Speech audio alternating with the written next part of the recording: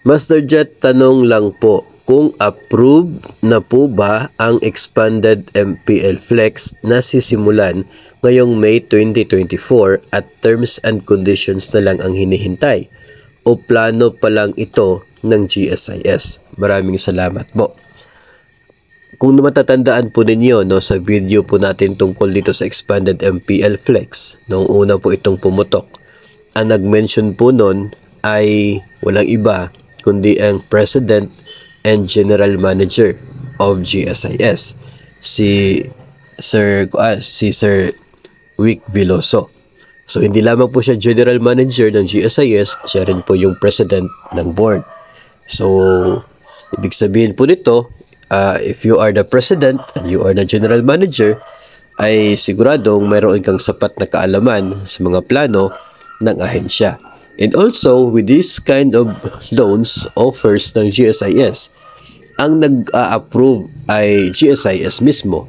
No, hindi po ito dumadaan doon sa Kongreso na kinakailangan pa ng hearing nila, kinakailangan pa ng approval ng Presidente ng Pilipinas. Itong loan offers ng GSIS, Board of Directors ng GSIS, sila po yung nag-a-approve sa mga loan offers, no? At sila po yung nagsiset ng guidelines, terms and conditions. So I believe na siguro ito ay aprobado na, no, ng board ng GSIS, kasi hindi naman po siguro ito ilalabas ng President and General Manager kung hindi pa po ito sigurado. And yung na-mention po niya is ongoing yung pag-formulate ng guidelines dito. So, I believe na ito ay aprobado na ng GSIS board at pinaplansa pa lamang yung magiging terms and conditions, kasi hindi lamang involved dito yung GSIS. Involved din po yung mga private lending institutions at maging mga government agencies na siya pong employer ng mga GSIS members.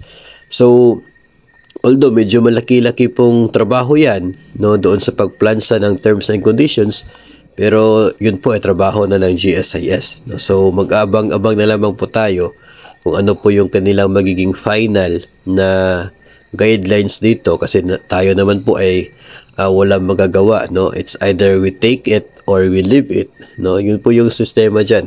Kung ano po yung terms and conditions na magawa po nila, i-explain po natin yan. No, pag-usapan natin yan sa mga susunod na episodes pag available na.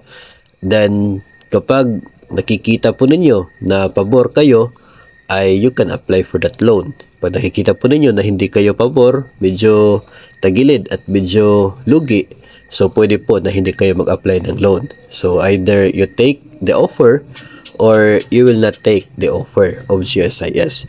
So, yung responsibilidad po natin dito sa atin pong social media account sa Facebook at pagiging sa YouTube is ma-explain po sa inyo yung magiging laman ng terms and conditions ng magiging expanded MPL Flex, para at least bago po kayo mag-decide to avail of that loan ay aware po kayo sa mga magiging interest, mga magiging consequences, kung as to the loan term, as to the deductions, as to the different factors na siya po magiging laman ng guidelines at ng kanila pong terms and conditions.